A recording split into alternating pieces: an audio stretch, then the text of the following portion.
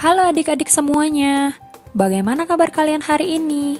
Semoga selalu dalam keadaan sehat ya dan tetap semangat untuk belajar dari rumah. Kembali lagi bersama Putri D dalam mata pelajaran Ilmu Pengetahuan Alam. Di video kali ini kita telah memasuki materi baru yaitu materi tema 9 di kelas 6, yaitu mengenai materi sistem tata surya. Adapun tujuan pembelajaran kita pada tema kali ini yaitu siswa diharapkan mampu mendeskripsikan sistem tata surya, matahari sebagai pusat tata surya, serta posisi dan karakteristik anggota tata surya. Di dalam materi pembelajaran sistem tata surya ini, nantinya kita akan mempelajari tentang matahari, kemudian kita mempelajari tentang planet-planet dan juga benda langit lainnya anak-anak. Nah, sebelum masuk ke pembahasan, pastikan kalian sudah klik tombol subscribe dan juga nyalakan lonceng notifikasinya ya, agar kalian selalu mendapatkan informasi terbaru dari channel pembelajaran ini. Oke anak-anak, kita langsung saja ke pembelajarannya.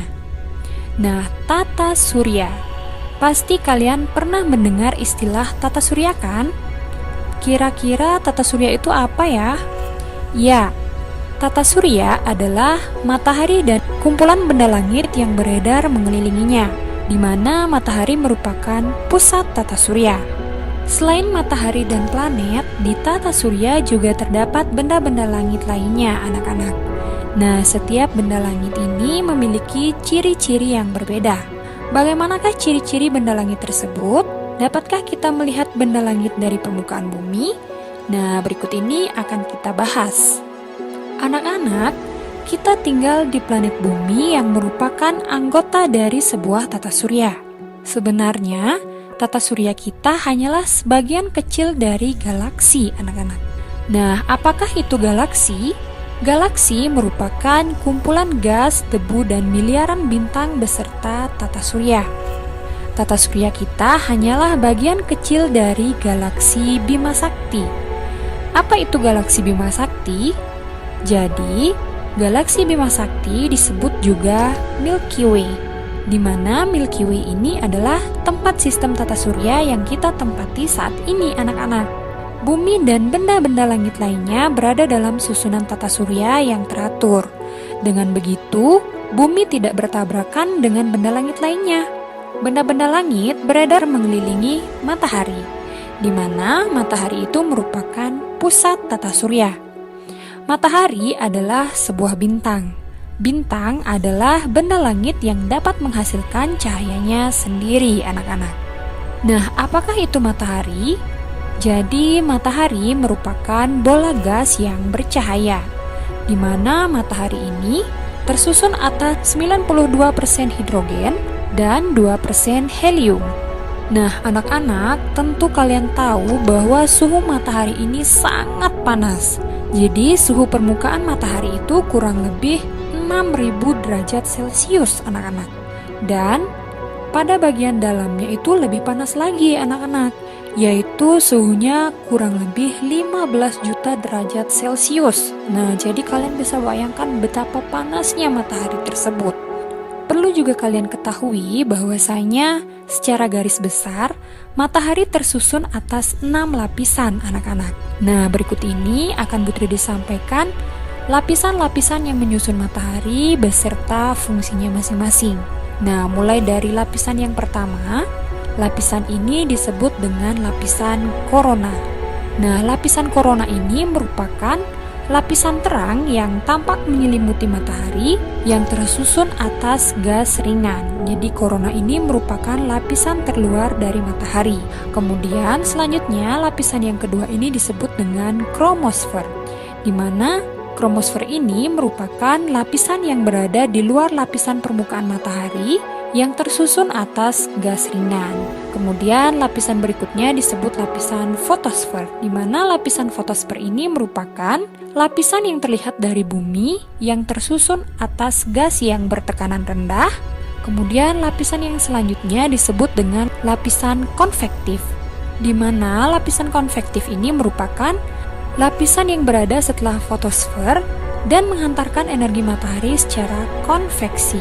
Kemudian selanjutnya lapisan ini disebut dengan lapisan radiatif, di mana lapisan radiatif ini merupakan lapisan yang mengelilingi lapisan inti dan menghantarkan energi matahari dari dalam inti secara radiasi. Selanjutnya, lapisan yang paling dalam itu disebut dengan lapisan inti. Nah, jadi ini adalah lapisan inti dari matahari. Lapisan inti merupakan lapisan yang terletak di bagian pusat yang menghasilkan energi matahari. Nah, jadi itulah keenam lapisan yang menyusun matahari, anak-anak. Selanjutnya, kita akan membahas tentang planet. Seperti halnya bintang, planet juga terlihat bercahaya di langit, anak-anak. Nah, tahukah kalian apa perbedaan antara bintang dan planet? Planet adalah benda langit yang tidak menghasilkan cahaya dan berotasi serta berevolusi mengelilingi matahari. Sedangkan bintang merupakan benda langit yang mampu menghasilkan cahayanya sendiri. Kemudian, planet berukuran cukup besar sehingga gravitasinya mampu mempertahankan bentuk bulat seperti bola. Nah, ini adalah ilustrasi dari tata surya, anak-anak, di mana matahari ini merupakan pusat tata surya dan dikelilingi oleh planet-planet yang berbentuk bulat seperti bola. Selanjutnya, di dalam tata surya itu terdapat beberapa planet, anak-anak. Nah, dulu kita mengenal 9 planet yang mengelilingi matahari. Ke-9 planet tersebut yaitu ada Merkurius, kemudian Venus, Bumi, Mars, Jupiter, Saturnus, Uranus, Neptunus, dan Pluto. Namun, berdasarkan peraturan baru tentang pengertian planet, bahwasanya Pluto tidak lagi dimasukkan ke dalam golongan planet, anak-anak. Hal ini disebabkan karena Pluto masih dipengaruhi oleh gravitasi dari planet Neptunus. Jadi, tata surya kita saat ini hanya memiliki 8 planet yang mengelilingi matahari, anak-anak. Mulai dari Merkurius sampai dengan Neptunus saja. Nah, selanjutnya kita akan membahas mengenai penggolongan planet, anak-anak. Jadi, berdasarkan letak garis edarnya, planet itu digolongkan menjadi 2, anak-anak, yaitu ada yang disebut dengan planet inferior dan planet superior, di mana yang pertama itu ada planet inferior. Planet inferior adalah planet-planet yang lintasan edarnya berada di antara matahari dan bumi. Nah, kalian perhatikan, ini adalah matahari dan juga ini lintasan edar dari bumi. Nah, Bu Tride langsung saja menunjukkan dengan menggunakan garis lintas edar yang berwarna merah ini. Nah, di mana planet-planet yang berada di dalam lintasan edar antara matahari dan bumi itu merupakan planet inferior, anak-anak. Nah, kita bisa lihat di sini bahwasanya ada planet Merkurius dan juga Venus. Sehingga planet inferior itu adalah planet Merkurius dan Venus. Kemudian selanjutnya itu ada yang disebut dengan planet superior, di mana planet superior ini adalah planet-planet yang lintasan edarnya berada di luar dari peredaran bumi, anak-anak. Nah, Bu Tride berikan tanda bahwa lintasan edar bumi itu adalah ini. Sehingga planet-planet yang berada di luar lintasan edar bumi ini merupakan planet superior, yaitu mulai dari Mars, kemudian ada Jupiter, ada Saturnus, ada Uranus, dan Neptunus. Sehingga yang digolongkan sebagai planet superior itu adalah mulai dari Mars, Jupiter, Saturnus, Uranus, dan Neptunus. Itu penggolongan planet berdasarkan garis edarnya. Selanjutnya, penggolongan planet berdasarkan jaraknya dengan matahari itu dibedakan menjadi 2, anak-anak, yaitu ada yang disebut dengan planet dalam dan ada yang disebut dengan planet luar. Nah, planet dalam ini terletak di antara matahari dan sabuk asteroid. Jadi, yang dimaksud dengan sabuk asteroid itu adalah bagian yang ini, anak-anak. Nah, Bu Tride berikan tandanya. Sehingga, yang dimaksud dengan planet dalam itu adalah planet-planet yang berada di dalam lintasan sabuk asteroid ini. Nah, kalian bisa perhatikan ada planet Merkurius, Venus, Bumi, dan Mars. Nah, sehingga planet-planet tersebut termasuk planet dalam, anak-anak. Kemudian yang kedua, yaitu ada planet luar. Nah, di mana planet luar ini terletak lebih jauh dari matahari, yaitu setelah sabuk asteroid. Nah, kita berikan tanda sabuk asteroid ini. Sehingga planet-planet yang berada di luar sabuk asteroid ini merupakan planet luar, anak-anak. yaitu terdiri dari planet Jupiter, kemudian Saturnus, Uranus, dan Neptunus. Nah, sehingga planet-planet tersebut merupakan planet luar. Nah, itu dia penggolongan planet berdasarkan garis edarnya dan juga jaraknya dengan matahari. Kemudian selanjutnya kita akan membahas tentang karakteristik anggota tata surya. Nah, seperti yang Putri disampaikan tadi, bahwasanya tata surya kita terdiri dari 8 planet yang mengelilingi matahari, anak-anak. Nah, berikut ini akan kita bahas satu persatu ke 8 planet tersebut, yaitu mulai dari yang pertama, yaitu ada planet Merkurius. Merkurius adalah planet terkecil dalam tata surya. Planet ini lebih kecil dari bumi dan jaraknya paling dekat dengan matahari, anak-anak, di mana waktu yang diperlukan untuk berotasi planet Merkurius ini adalah 59 hari dan waktu revolusinya yaitu 88 hari. Planet Merkurius itu tidak memiliki satelit alam, anak-anak. Selanjutnya, planet yang kedua yang terdekat dari matahari yaitu Venus. Planet Venus selalu tampak bercahaya terang dan planet ini paling dekat dengan bumi, di mana ukuran planet ini hampir sama dengan planet bumi, anak-anak.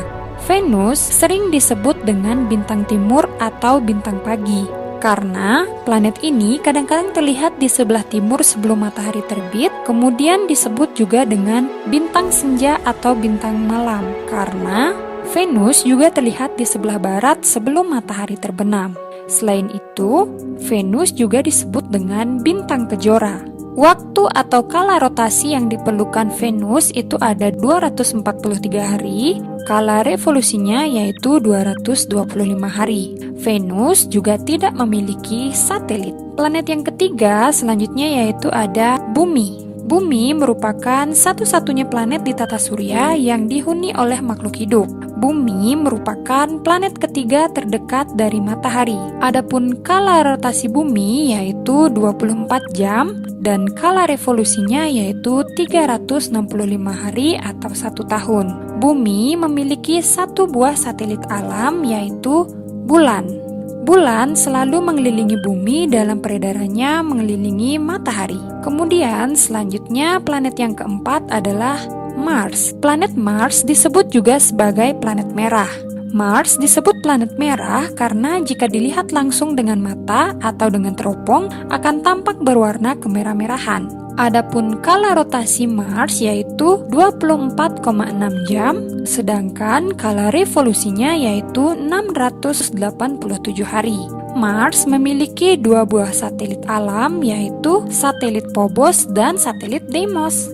Selanjutnya, planet berikutnya yaitu ada planet Jupiter. Jupiter adalah planet kelima yang terdekat dengan matahari. Jupiter merupakan planet terbesar dalam tata surya, di mana kala rotasinya yaitu 10 jam, sedangkan kala revolusinya yaitu 11,9 tahun.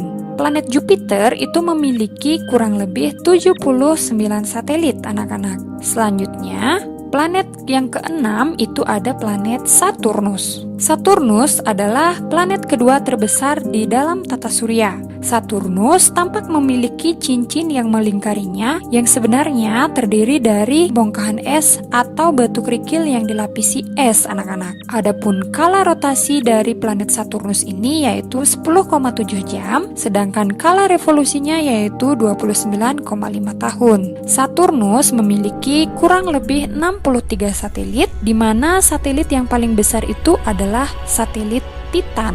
Selanjutnya, planet yang ketujuh itu adalah planet Uranus. Planet Uranus tampak berwarna hijau kebiru-biruan. Kala rotasi dari Uranus yaitu 17 jam, sedangkan kala revolusinya yaitu 84 tahun. Uranus memiliki kurang lebih 27 satelit. 5 satelit terbesarnya itu adalah yang pertama ada Miranda, kemudian yang kedua ada Ariel, yang ketiga ada Umbriel, yang keempat ada Titania, dan yang kelima ada Oberon. Selanjutnya, planet yang terakhir yaitu ada planet Neptunus. Neptunus merupakan planet yang terjauh dari matahari. Ukuran planet ini lebih besar daripada bumi, tetapi tidak dapat dilihat tanpa alat bantu karena letaknya sangat jauh. Neptunus sering disebut dengan kembaran Uranus. Adapun kala rotasi dari planet Neptunus yaitu 16 jam, sedangkan kala revolusinya yaitu 164,8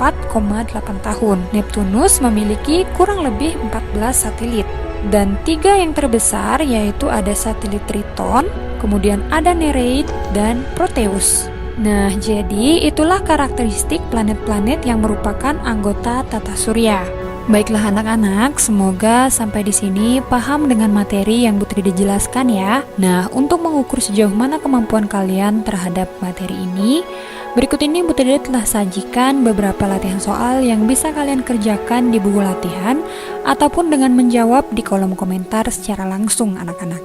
Nah, adapun soal yang pertama yaitu apakah yang dimaksud dengan tata surya? Kemudian ini adalah soal yang kedua, soal ketiga, soal keempat, dan soal yang kelima. Selamat mengerjakan anak-anak.